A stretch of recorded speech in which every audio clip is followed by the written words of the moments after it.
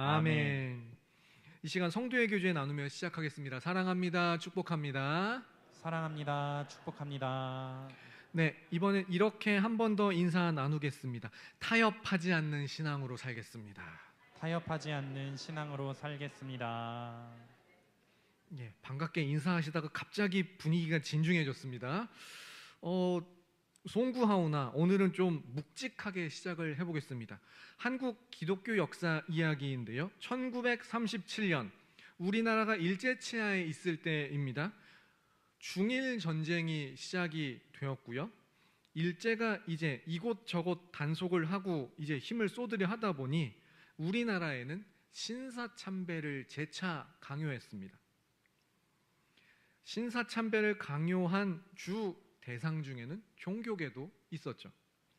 먼저 천주교가 로마 교황청의 결정에 따라 신사참배에 응했습니다. 뒤이어 감리교도 신사참배를 받아들였습니다. 그나마 우리 장로교가 버텼습니다만 이듬해인 1938년 9월 10일 27회 총회에서 신사참배는 종교 행위가 아니라 국민의식이라며 신사참배 찬성 결의를 했습니다. 현실과 타협하게 된 거죠. 이러한 총회 결의에 찬성하지 않고 이런 현실과 타협하지 않고 끝까지 신사참배를 반대하다가 순교하신 분이 바로 일사가고 주기철 목사님입니다.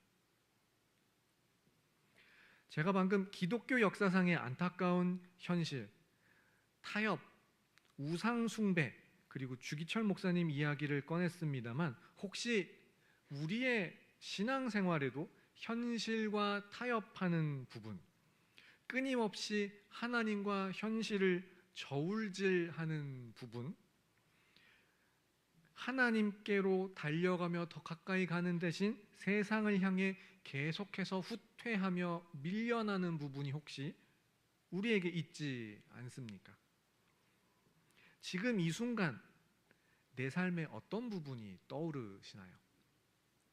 하나님과 현실, 하나님과 우상을 저울질하며 현실과 타협하는 것, 우상과 죄와 타협하는 것, 성경에 자주 등장하는 모습입니다.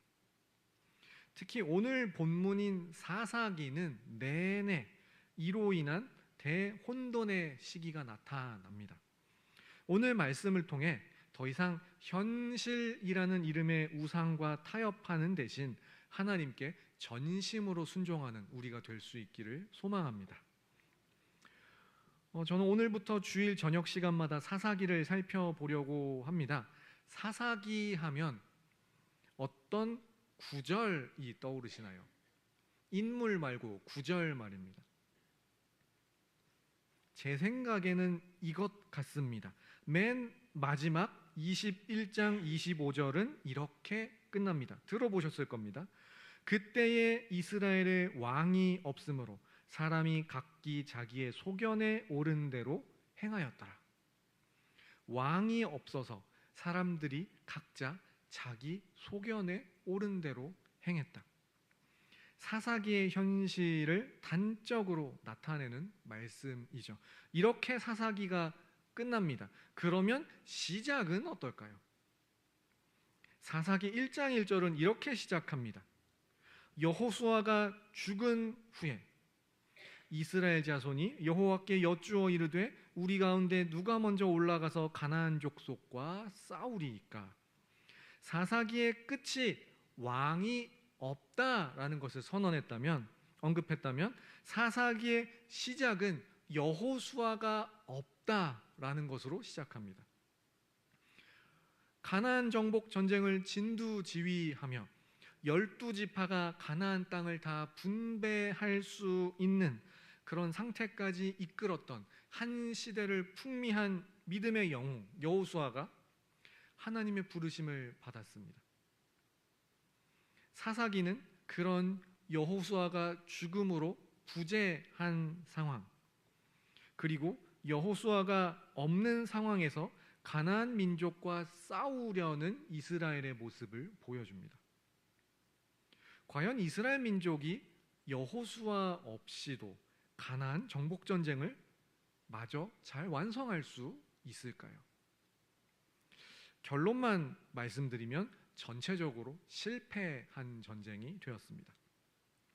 간단하게 훑어보면 사사기 1장 1절 이후 맨 먼저 유다 지파가 가나안 민족과 전쟁을 치릅니다.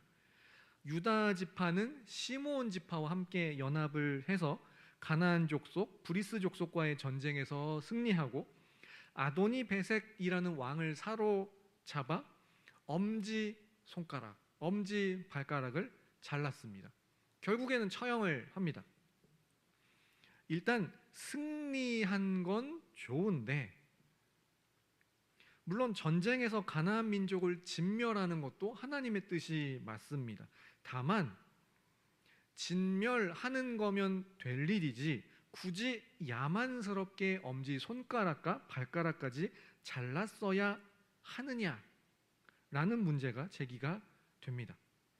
실제로 지금 유다와 시므온에게 패한 아도니 베색이라는 왕이 스스로 고백하기를 앞서 내가 70명의 왕들에게 행한 대로 그대로 당한다라고 고백을 합니다만, 이스라엘 백성들은 이 잔인한 풍습, 잔인한 전통을 굳이 누가 가르쳐주지 않아도 순식간에 배워서 그대로 행한 겁니다. 이후에는 감사하게도 갈렙의 승전보가 나옵니다. 과거의 광야 40년 방황의 시간 속에서 여호수아와 갈렙 두 사람만 남아 가나안 땅에 건너왔죠. 그리고 그 갈렙이 드디어 약속받았던 땅 헤브론 산지에서 승리를 거두었다는 기록이 나옵니다. 그리고 유다와 시므온 연합군이 다시 한번 스밧에 거주하는 가나안 민족을 진멸하고 그 성읍의 이름을 호르마라고 했다는 기록까지 일단은 승리로 시작을 했습니다. 그러나 이후에 기록된 것들을 보면 실패의 역사들이 기록에 나타나기 시작을 합니다. 먼저 사사기 1장 18절을 보시면 유다가 또 가사와 및 그 지역과 아스글론 및 그 지역과 에그론 및 그 지역을 점령하였고라고 합니다. 유다가 점령한 가사, 아스글론, 에그론은 블레셋의 지역입니다. 참고로 블레셋은 5개의 5대 성읍으로 구성이 된 도시국가입니다. 가사, 아스글론, 에그론, 그리고 가드와 아스돗까지 있는데 일단 18절에서는 그중 3곳을 점령했다라고 합니다. 그렇게 짧게만 설명을 하죠. 결과론적인 이야기입니다만 완전히 뿌리 뽑고 점령하지 못한 블레셋은 이후 다시 되살아나 두고두고 이스라엘을 괴롭힙니다. 특히 사사 삼손 때에는 블레셋과 굉장히 치열하게 다투었습니다. 이후 다윗 왕이 블레셋을 처절하게 이기기까지 블레셋은 두고두고 이스라엘을 괴롭히는 그러한 민족이 됩니다. 결과론적인 이야기지만 아쉬움이 남습니다. 그리고 오늘 본문에서 치명적인 패배가 시작이 됩니다. 19절 말씀 함께 읽겠습니다. 시작. 여호와께서 유다와 함께 계셨으므로 그가 산지 주민을 쫓아내었으나 골짜기의 주민들은 철병거가 있으므로 그들을 쫓아내지 못하였으며. 아멘. 유다 지파가 헤브론으로 대표되는 산지 주민들을 쫓아내는 데 성공했다고 합니다. 문제는 산지 말고 골짜기 주민들을 쫓아내지 못했다라고 합니다. 그리고 다 쫓아내지 못하고 진멸하지 못한 것은 바꿔서 표현을 하면 골짜기 주민들, 그 일대 가나안 주민들과 쫓아내지 않고 못하고 그냥 같이 공존하며 지냈다라는 것을 의미합니다. 그러면 유다 지파는 왜 골짜기 주민들을 쫓아내지 못하고 함께 지낼 결정을 했을까요? 그리고 그 골짜기 주민이라는 사람들과 함께 지내는 것이 무슨 문제가 있는 걸까요? 사사기 1장 1절은 여호수아가 죽은 후에라고 시작한다고 했습니다. 생전에 여호수아는 가나안 정복 전쟁을 이렇게 감당을 했습니다. 여호수아 11장 12절을 보시면 여호수아가 그 왕들의 모든 성읍과 모든 왕을 붙잡아 칼날로 쳐서 진멸하여 바쳤으니 여호와의 종 모세가 명령한 것과 같이 하였으되라고 합니다. 모든 성읍, 모든 왕 잡아 진멸하고 그 진멸하는 과정이 곧 하나님께 바친 것이 되었다라고 말씀합니다. 그리고 여호수아의 이러한 가나안 정복 전쟁 철저한 진멸의 과정을 여호와의 종 모세가 명령한 것에 그대로 순종했다고 앞서 여호수아에서는 그렇게 밝힙니다. 철저한 진멸? 잔인한데? 라고 생각이 드실지도 모르겠습니다. 다만 창세기 15장 16절에 보시면 이제 아브라함에게 하나님께서 말씀하시기를 아브라함 너의 자손은 4대 만에 이 땅 가나안으로 다시 돌아올 건데 아직은 아모리 족속의 죄악이 가득하지 않다라고 아브라함에게 말씀하시는 장면이 나옵니다. 그때 당시에 가나안은 아직까지 하나님께서 심판하실 계획이 아니었습니다. 그러나 이제 여호수아와 그 이후에 대해는 어떠한 철저한 심판, 진멸이 이루어져야 할 만큼 가나안 민족들이 철저하게 하나님 대신 우상을 섬기는 죄악이 가득한 땅이 되었다. 심판의 때가 되었다라는 것을 의미합니다. 심판의 이유는 쉽게 말하면 가나안 민족들의 우상 숭배 때문입니다. 그런데 이런 가나안 민족들을 진멸하지 않고 남겨둔다, 그들과 공존한다라는 것은 단순히 그들과 함께 사는 게 아니라 우상과의 공존, 하나님에 대한 불순종을 의미합니다. 특별히 우상과 함께 살겠다라는 게 되는 겁니다. 가나안 정복이 아직 채 마무리가 되지 않았는데 이스라엘 민족은 벌써부터 하나님과 우상이 공존하는 그런 이스라엘이 되어 버린 겁니다. 그런데 무려 19절에 보시면 하나님께서 함께 하신다고 표현했습니다. 하나님께서 함께 하신다는 유다 지파가 산지의 주민은 쫓아내었으나 골짜기 주민은 철병거라는 무기 때문에 그렇게 하지 못했다 말씀합니다. 왜 하나님께서 함께 하신다는 사람들이 누구는 산지 사람들은 이기고 골짜기 사람들은 이기지 못하겠다, 철병거 때문이다라고 표현을 하는 걸까요? 대체 철병거가 뭐길래 그러는 걸까요? 병거는 앞에서 말 2마리가 끄는 전쟁용 수레입니다. 앞에 말 2마리가 있고 뒤에 작은 수레가 달려 있습니다. 그 병거를 철로 만들었다라는 겁니다. 오늘날의 전차가 있다면 고대 사회에서 전차 역할을 한 것은 말 2마리가 그 병거, 수레를 끄는 이 전쟁용 병거였습니다. 병거에 타면 한 사람은 말을 몰고 나머지 한 사람 혹은 2사람은 그 병거 안에서 방패로 병거 자체를 보호하고 활을 쏘거나 창을 던지며 공격하곤 했습니다. 그리고 속도가 워낙 빠릅니다. 조랑말 말고 일반적인 경주용 말의 속도가 품종에 따라 다릅니다만 느리다 치면 50km, 빠른 종은 80km를 상회한다고 합니다. 상상해 보십시오. 시속 80km의 자동차가 4개 달려옵니다. 어떨까요? 공포죠. 말이 끄는 이 병거는 그 당시로서는 최첨단 무기였습니다. 그럼에도 19절을 잘 보시면 2가지의 모순점이 있습니다. 첫 번째, 골짜기의 주민들은 철병거가 있으므로. 이상하지 않나요? 뭔가 좀 이상하지 않으십니까? 저는 방금 이 병거가, 철로 만들어진 병거가 2마리 말이 끌고 가는 무기라고 했습니다. 전쟁 도구인 말이 평지에서 쓸모 있을까요? 골짜기에서 쓸모가 있을까요? 평지에서 쓸모가 있겠죠. 골짜기의 주민들이 철병거가 있다. 더구나 지금 유다 지파는 먼저 그들을 정벌하러 갔기 때문에, 그러니까 골짜기의 주민들이 평지로 내려와서 이곳저곳을 정벌하는 상황이 아닌 유다 지파가 거꾸로 산지 골짜기 쪽으로 올라가서 그들을 치는 상황입니다. 이 철병거라는 것이 의외로 유용하지 못한 상황에 몰려 있습니다. 그런데도 철병거 때문에 그들을 진멸하지 못했다. 좀 이상하죠? 또 하나는 이 골짜기라고 번역된 단어를 다른 성경의 번역본들은 평지로 번역을 하는 경우들도 있습니다.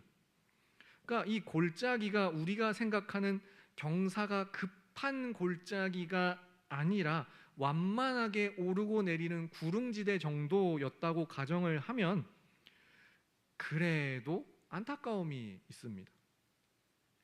19절의 시작은 여호와께서 유다 지파와 함께 하신다고 했습니다. 그래서 산지에서는 승리를 거뒀습니다. 근데 골짜기, 구릉지대 이 완만한 데에서는 왜 승리가 안 될까요? 여호수아 때에는 여리고성을 와르르 무너뜨린 이스라엘이라면 철병거도 공략이 가능하지 않았을까요? 그러나 유다 스스로 이 승리의 기회를 거부하고 가나안 민족, 우상과의 공존, 타협, 우리 덜 피 흘리자라는 걸 선택을 한 겁니다. 실제로 후에 철병거를 공략하고 대승을 거둔 예가 나옵니다. 사사 드보라 때의 일입니다. 사사기 4장 15절과 16절 말씀 함께 읽겠습니다. 시작.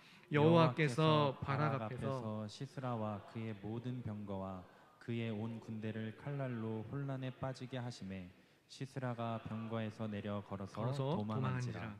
바락이 그의 병거들과 군대를 추격하여 하로셋 학고임에 이르니 시스라의 온 군대가 다 칼에 엎드려졌고 한 사람도 남은 자가 없었더라. 아멘.